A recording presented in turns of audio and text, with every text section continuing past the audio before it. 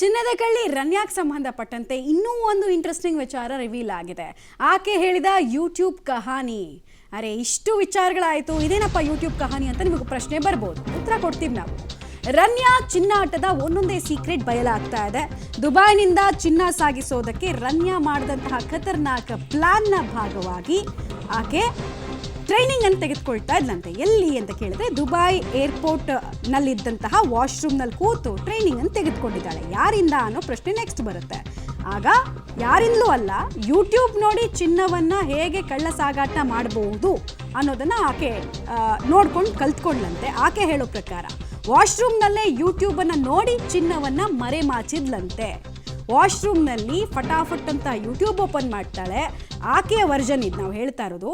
ಚಿನ್ನ ಮರೆಮಾಚೋದು ಹೇಗೆ, ಚಿನ್ನವನ್ನು ಸ್ಮಗ್ಲಿಂಗ್ ಮಾಡೋದು ಹೇಗೆ ಅಂತ ಅಲ್ಲೊಂದಷ್ಟು ವಿಡಿಯೋಗಳು ಬರುತ್ತೆ. ಆ ವಿಡಿಯೋ ನೋಡಿದ್ಲಂತೆ, ಇಮಿಡಿಯೇಟಾಗಿ ಆ ವಿಡಿಯೋ ಪ್ರಕಾರನೇ ಫಾಲೋ ಮಾಡಿದ್ಲಂತೆ. ಆಮೇಲೆ ಅದನ್ನು ಚಿನ್ನ ಸಾಗಾಟ ಮಾಡಿದ್ಲಂತೆ. ಕೇಳೋದಕ್ಕೆ ತುಂಬ ಚೆನ್ನಾಗಿದೆ, ಬಟ್ ಚಿನ್ನ ಸ್ಮಗ್ಲಿಂಗ್ ಮಾಡೋದ್ರಲ್ಲೇ ಈಕೆ ಪಳಗಿ ಹೋಗಿದ್ಲು ಅಂತ ಈಕೆ ವರ್ತನೆಗಳು ಹೇಳುತ್ತೆ.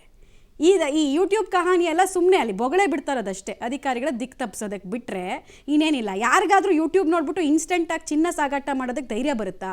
ನಿಮ್ಮನ್ನೇ ಆ ಪೊಸಿಷನಲ್ಲಿ ಇಟ್ಕೊಳ್ಳಿ, ಆಗುತ್ತಾ ಅದು? ನಾವು ಹಬ್ಬ ಅಂದರೆ ಯೂಟ್ಯೂಬ್ನಲ್ಲಿ ಏನು ನೋಡ್ಬೋದು, ಅಡುಗೆ ನೋಡ್ಬಿಟ್ಟು ನಾವು ಮಾಡ್ತೀವಿ ಅಂದರೆ ನೆಟ್ಟಿಗೆ ಬರಲ್ಲ ಅದು. ಇನ್ನು ಚಿನ್ನ ಸ್ಮಗ್ಲಿಂಗ್ನ ಇಷ್ಟು ಈಸಿಯಾಗಿ ದುಬೈನಿಂದ ನೀವು ಇಂಡಿಯಾಗೆ ತರ್ತೀನಿ, ಆ ಕಥೆಯನ್ನು ನಾವು ನಂಬಬೇಕು ಅಂದರೆ ನಂಬಕ್ಕಾಗತ್ತಾ? ಡೀಟೇಲ್ಸ್ ಕೊಡ್ತಾರೆ ಮುರಳಿ. ಯೂಟ್ಯೂಬ್ ನೋಡ್ಬಿಟ್ಟು ಚಿನ್ನ ಸ್ಮಗ್ಲಿಂಗ್ ಮಾಡ್ತಾ ಇದ್ದೆ ನಾನು ಅನ್ನುವಂತಹ ಕಥೆಯನ್ನು ನಂಬೋದಕ್ಕೆ ಸಾಧ್ಯನಾ? ಈಕೆ ಹೇಳ್ಬೋದಷ್ಟೇ, ಬಟ್ ಈಕೆ ಈ ದಂಧೆಯಲ್ಲಿ ತುಂಬ ಪಳಗೋಗಿದ್ಲು, ಪಂಟರ್ ಆಗಿದ್ಲು ಅನ್ನುವಂತಹ ವಿಚಾರ ಈಕೆ ಹಾವಭಾವದಿಂದ ಗೊತ್ತಾಗತ್ತೆ. ಒಂದಿನದಲ್ಲಿ ಇನ್ಸ್ಟೆಂಟಾಗಿ ನೋಡಿ ಕಲಿತೆ ಅಂದರೆ ನಂಬಕ್ಕಾಗತ್ತಾ ಅದನ್ನ? ಅಂದರೆ ಆಕೆಗೆ ನಿರಂತರವಾಗಿ ಈ ರೀತಿಯ ಸಂಪರ್ಕ ಇತ್ತು. ಜೊತೆಗೆ ಯಾವಾಗ ಈ ರೀತಿ ಟಿಪ್ ಬರುತ್ತೆ, ಜೊತೆಗೆ ಯಾವಾಗ ಈ ರೀತಿ ಏನು ಹೋಗಿ ಚಿನ್ನವನ್ನು ಸಾಗಾಟವನ್ನು ಮಾಡಬೇಕು ಅಂತೇಳಿ ಸೂಚನೆ ಇರುತ್ತೆ, ಆ ಸೂಚನೆಯ ಮೇರೆಗೆ ಆಕೆ ಹೋಗ್ತಾ ಇದ್ದು ಕೇವಲ ಒಂದೇ ಒಂದು ದಿನಕ್ಕೆ. ಯಾಕೆಂದರೆ ಇದೇ ಮೊದಲ ಬಾರಿಗಾಗಿದ್ರೆ ಸಾಕಷ್ಟು ಭಯ ಬೀಳ್ತಿದ್ರು. ಎಲ್ಲೋ ಒಂದು 100 ಗ್ರಾಮ್ ಅಥವಾ 500 ಗ್ರಾಮ್ ಅಷ್ಟು ಹೆಚ್ಚುವರಿಯಾಗಿ ತರುವಂಥ ಪ್ರಯತ್ನ. ಮೊದಲ ಬಾರಿ ಆ ರೀತಿ ಒಂದು ಟ್ರೈ ಮಾಡಿ ಅಕಸ್ಮಾತ್ ಸಿಕ್ಬೀಳ್ತೀವ ಇಲ್ವಾ ಅನ್ನೋದು ಪ್ರಯತ್ನಗಳನ್ನು ಮಾಡಿ ಅದರಿಂದ ಬಚಾವ್ ಆದರೆ ಮುಂದಿನ ಧೈರ್ಯಗಳು ಬರ್ತಿತ್ತು. ಆದರೆ ಈಕೆ ಮೊದಲ ಬಾರಿಗೆ ಈ ರೀತಿ ಕೃತ್ಯವನ್ನು ಮಾಡಲಿಕ್ಕೆ ಸಾಧ್ಯ ಇಲ್ಲ. 14 kg ಅಷ್ಟು ಚಿನ್ನದ ಗಟ್ಟಿಗಳನ್ನು ತರ್ತಾಳೆ ಅಂತ ಅಂದ್ರೆ ಆಕೆ ಎಷ್ಟು ಮಟ್ಟಿಗೆ ಹೆಬಿಚುವಲ್ ಆಗಿ ಕೆಲಸವನ್ನು ಮಾಡ್ತಾ ಇದ್ಲು ಅನ್ನೋದ್ರ ಬಗ್ಗೆ ಗೊತ್ತಾಗ್ತಾ ಇದೆ.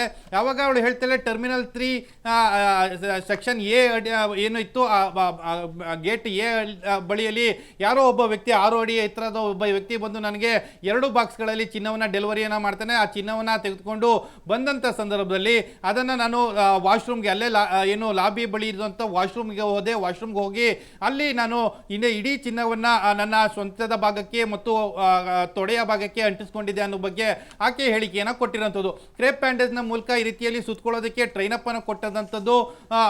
ಯೂಟ್ಯೂಬ್ನ ಮೂಲಕ ಟ್ರೈನನ್ನು ನಾನು ಮಾಡಿಕೊಂಡೆ, ಯೂಟ್ಯೂಬನ್ನು ನೋಡಿ ಅದರಿಂದ ತಿಳ್ಕೊಂಡೆ ಅಂತೇಳಿ ಆಕೆ ಉಲ್ಲೇಖವನ್ನು ಮಾಡಿದ್ದಾರೆ. ಜೊತೆಗೆ ಅದರ ಸರ್ಚ್ ಹಿಸ್ಟ್ರಿ ಕೂಡ ಈಗಾಗಲೇ DRI ಅಧಿಕಾರಿಗಳು ಪಡ್ಕೊಂಡಿರೋಂಥದ್ದು. ಆಕೆ ಹೇಳಿದ್ದು ನಿಜವಾ ಅಂತೇಳಿ ತಿಳ್ಕೊಳ್ಳೋಂಥ ಪ್ರಯತ್ನಗಳನ್ನು ಗೂಗಲ್ ಸರ್ಚ್ ಏನಿತ್ತು, ಗೂಗಲ್ ಸರ್ಚ್ ಹಿಸ್ಟ್ರಿಯಲ್ಲಿ ಕನ್ಫರ್ಮ್ ಅನ್ನು ಮಾಡ್ಕೊಂಡಿದ್ದಾಳೆ.